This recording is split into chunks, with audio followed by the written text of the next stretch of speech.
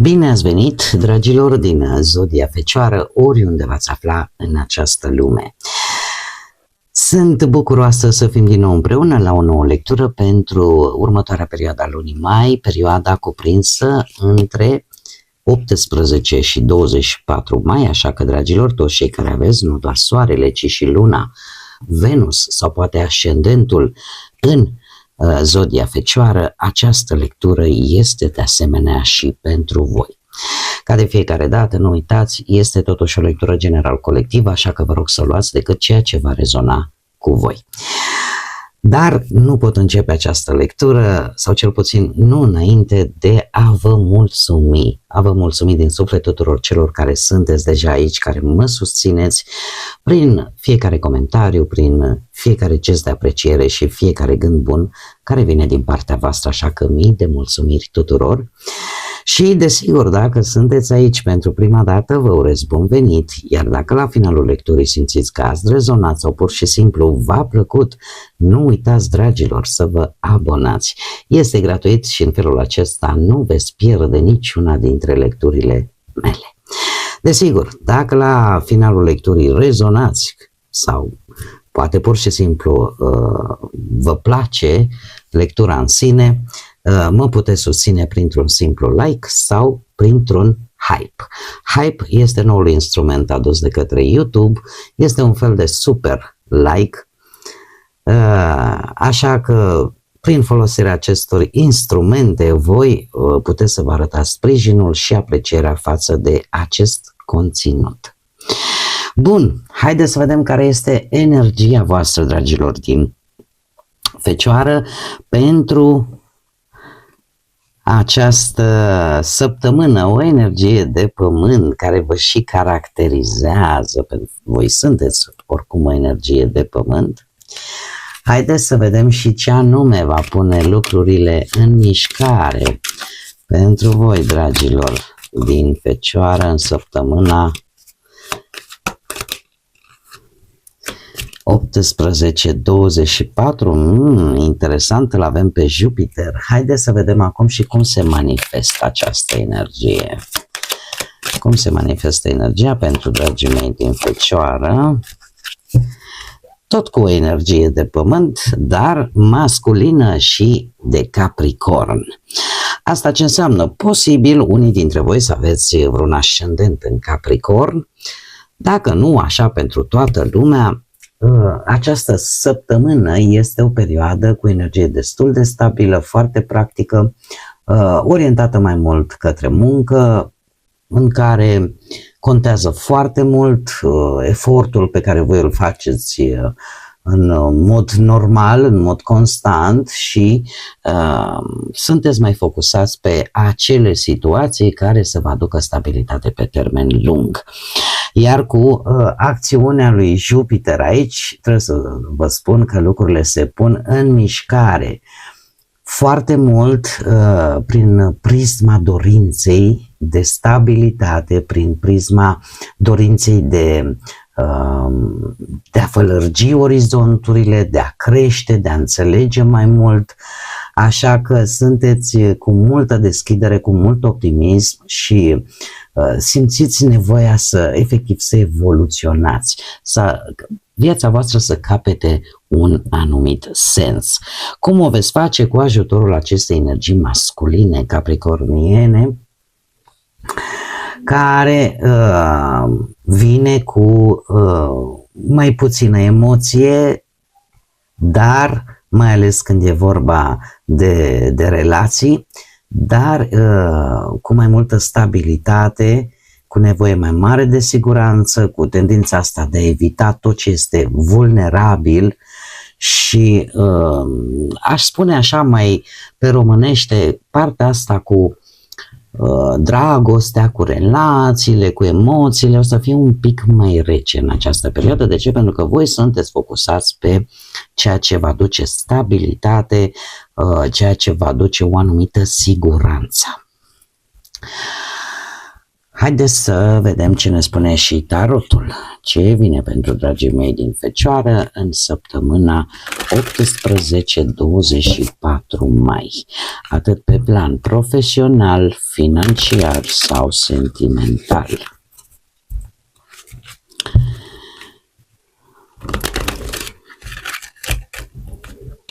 Să vedem.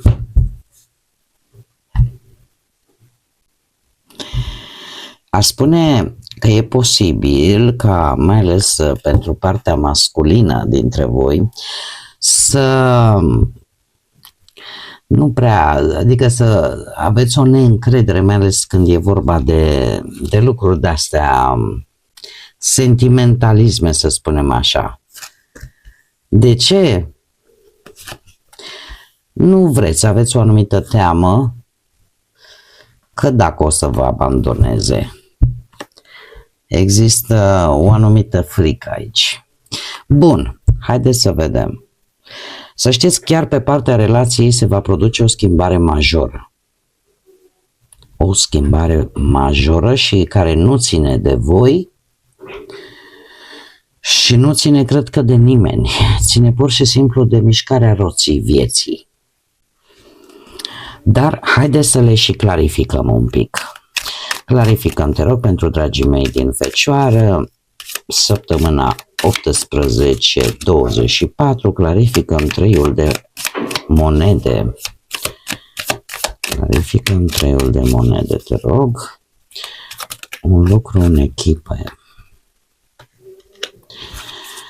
Clarificăm, te rog, doiul de monede.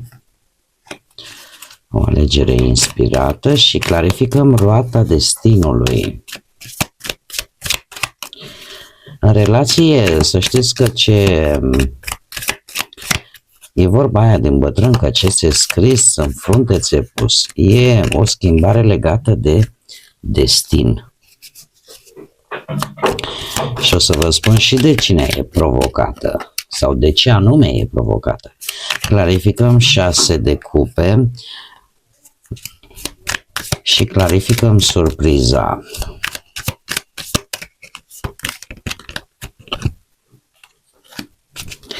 Bun. Haideți să începem cu partea profesională. Foarte interesant de ce avem 3 de monede, 3 de monede. Un lucru în echipă pe care voi îl aveți, care vă dă cu virgulă. Nu știu dacă zodia Rac vă spune ceva pe parte profesională, dar sau poate voi aveți un ascendent în Rac, unii dintre voi, cu atât mai mult, dar faptul că mi se repetă treiul de monede, asta îmi spune că există pe plan profesional o colaborare cu alte persoane pe un proiect. Doar că această colaborare o să vă ridice niște semne de întrebare în această săptămână. De ce? Pentru că apar situații neclare la muncă, orică informații care nu vă sunt date așa cum trebuie. Orică tot felul de promisiuni care nici ele nu sunt foarte clare. Se creează tot felul de confuzie între voi și aceste persoane. Acum, cu aceste persoane poate să fie colegi de muncă, poate să fie colaboratori, asociați. E ca și cum ai zice, spunem una, înțelegem, fiecare înțelege ce vrea. Da, nu se înțelege de comun acord. Mai ales când e vorba de același subiect sau de aceeași sarcină. Așa că pe partea asta a muncii este bine să verificați toate informațiile înainte de a lua decizii, mai ales dacă vorbim de decizii care se referă la confirmarea unui contract sau a unei promisiuni. Pe de altă parte, trebuie să aveți, desigur, și voi un pic de grijă să nu interpretați greșit intențiile altora. Da? Așa că nu luați decizii pe plan profesional bazate pe presupuneri sau pe frici, pe temeri, până nu verificați. În schimb, Pe partea bănuților avem un doi de monede. Cum ajungeți voi la acest doi de monede? Printr-un nas de bâte. Asta ce înseamnă? Doiul de monede pe partea banilor vorbește de un moment de analiză.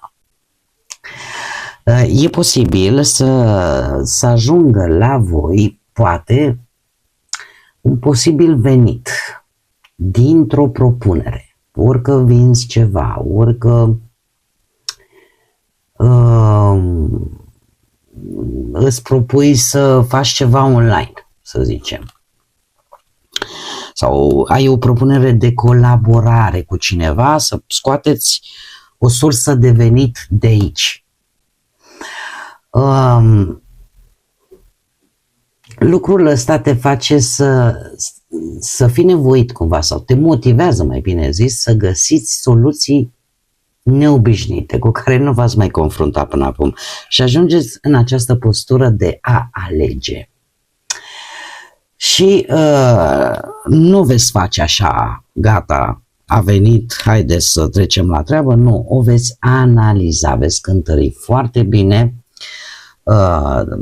aceste lucruri care vin așa pe nepusă masă, nu vă așteptați, tind să cred că este ceva care vă place, mai ales dacă vorbim de chestiuni de-astea online. Este o colaborare, să zicem, pe ceva care vă place, pe o activitate care vă place și care ar putea să vă aducă o sursă de bănuți în plus. Pe de altă parte,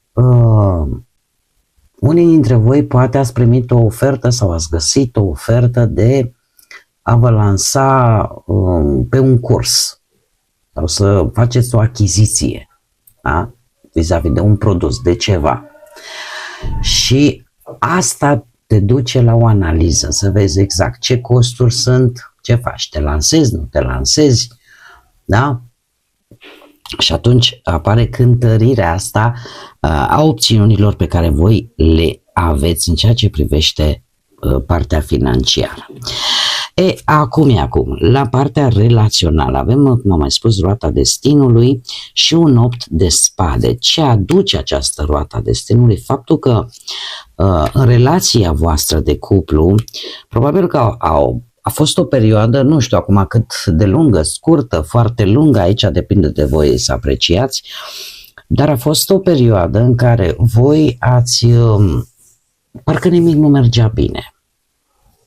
Optul de spade îmi vorbește de anumite temeri, tensiuni care parcă a împiedicat progresul în relația voastră și asta v-a făcut de multe ori să nu vorbiți despre problemele reale pe care le aveți în relația voastră sau să vă simțiți blocați, să ezitați, să mai cereți părerea celuilalt sau să luați decizii în comun.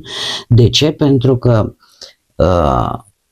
poate că ați fost într-o pasă proastă, să zicem, și v-ați făcut tot felul de scenarii, v-ați făcut tot felul de regii în mintea voastră și este posibil să nu fiți ținut cont de realitatea din teren. Ce se întâmplă? Se învârte roata. Se învârte roata și pe plan sentimental, pentru cei care sunteți într-un cuplu, relația va trece printr-o schimbare importantă, care, îmi cer scuze pentru toate aceste zgomote, nu le fac eu, mi le fac vecinii și sunt niște pereți efectiv ca de hârtie. Ei, dacă vor să asculte lecturile mele, doar că sunt spanioli, le pot asculta fără să mai trebuiască să le public. Bun, deci, dragilor, această schimbare importantă poate să vină sub forma unei mutări, că e de casă, că e de job, că apare un copil în relația voastră și asta schimbă, nu? Întreaga perspectivă, că trebuie să plecați poate într-o călătorie, că sunteți nevoiți să schimbați stilul de viață. Sau sunteți nevoiți să faceți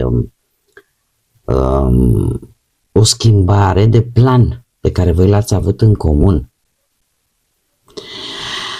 Lucrurile se schimbă, da? Și eu aș spune că chiar dacă voi pe plan sentimental și nu numai la voi, ci și la cei singuri, se vede, se simte oarece răceală, să spunem. E ca și cum ai zice: dom'le, pe mine săptămâna asta nu prea mă interesează cum stau cu emoțiile, eu vreau să știu decât de bani și de muncă și cam atât. Se simte și în energia cărților o anumită răceală, mai ales și la cei singurei. Voi ajungeți să fiți un pic ori blocați în ceva dintr-o relație din trecutul vostru.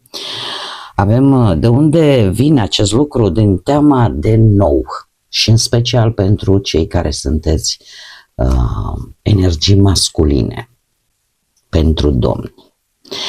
Apare o teamă de nou și un refugiu în amintiri, în ce ține de trecut.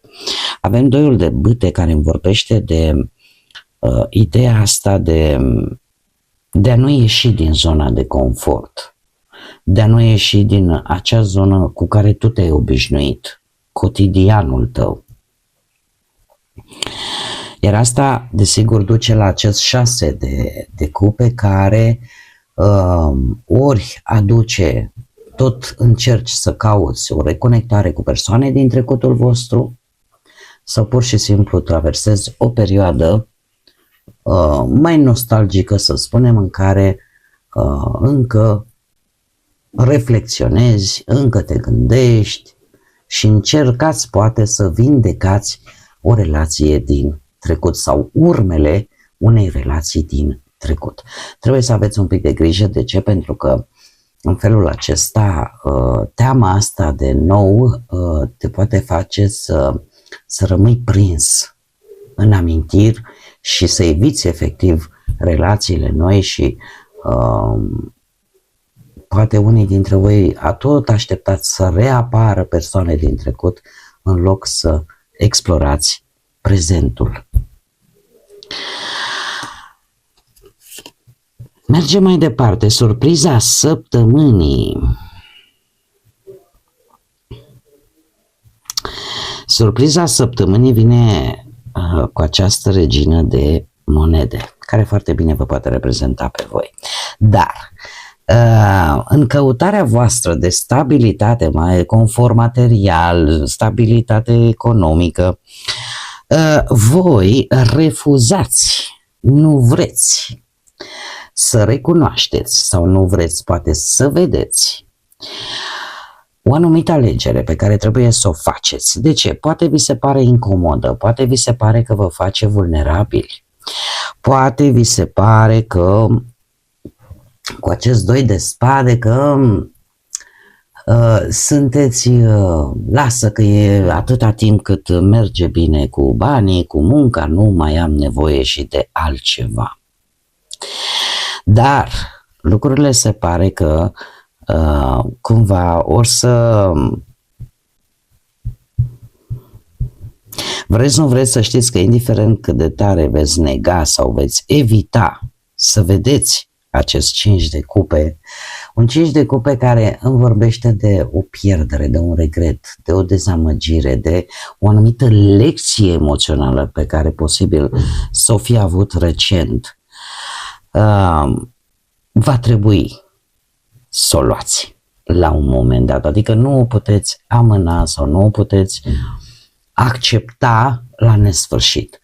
Doiul de spade de fapt îmi vorbește de un blocaj, tocmai în urma unei decizii, în urma refuzului de a decide ceva sau de a vedea un adevăr.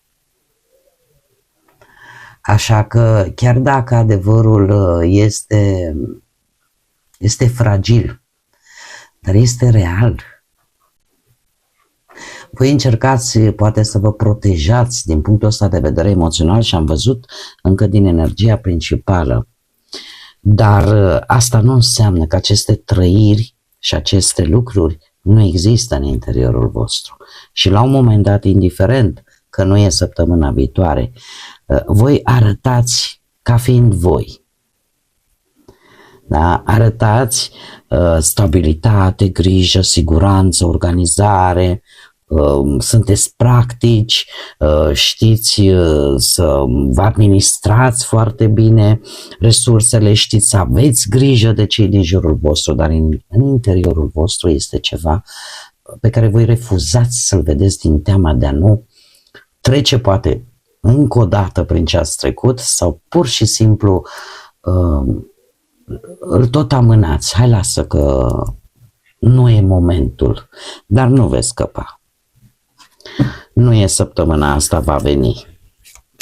Va trebui ori să recunoașteți acest adevăr, să vi-l asumați, această lecție importantă, ori să vedeți exact,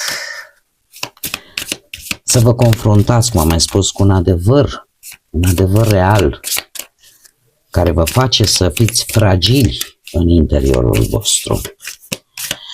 Haideți să vedem ce binecuvântare am pentru voi, dragilor. Care este binecuvântarea săptămânii 18-24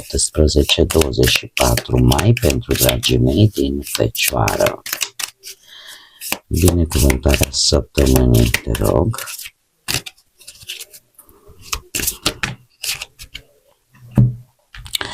Sunteți prima zodie la care mi-ies două. Și aveți binecuvântarea aerului. Asta îmi spune că un semn că începeți să vedeți lucrurile mai limpede sau că primeți tot felul de idei, de mesaje sau înțelegeți mult mai bine poate ce vrea să vă transmită cineva sau înțelegeți cum trebuie să comunicați o anumită decizie, un anumit plan. În această săptămână să știți că sunteți încurajați să nu vă blocați în gânduri repetitive și cumva să lăsați așa mintea să se aerisească, pentru că în felul acesta apar acele soluții în mod natural. Odată ce îți eliberezi mintea de tot ce este negativ, de tot ce refuzi să vezi, atunci e exact ca o încăpere pe care o aerisești și intră aerul curat de afară. Și altfel parcă respiri, altfel parcă dormi. Și mai am aici o binecuvântare pentru voi, dragilor. Binecuvântarea pentru răni sau boli sau o anumită suferință. Asta îmi arată o refacere, dar o refacere profundă, în care parcă atât corpul cât și psihicul tău intră într-un proces natural de recuperare, de reparare. Posibil ca pentru unii dintre voi starea voastră actuală să nu fie una tocmai ok și am văzut totuși energiile, nu prea este, cel puțin în interior, dar există, ca să zic așa, o forță foarte puternică, o transformare care vă ajută să ușurați această greutate progresiv, e adevărat, nu dintr-o dată, dar începeți un ciclu de vindecare, așa, pe etape. Da? Începeți să vă reveniți, să vă revină energia vitală și să vă recuperați. Luați-o ca pe o vindecare activă, chiar dacă încă nu este completă și nu este încă foarte vizibilă. Este un început.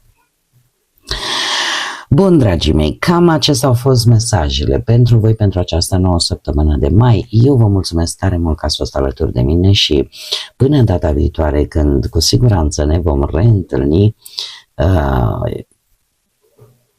nu uitați, suflete frumoase, să gândiți înalt, să zburați înalt și desigur să lăsați ca pacea, liniștea, lumina și iubirea să vă însoțească la fiecare pas.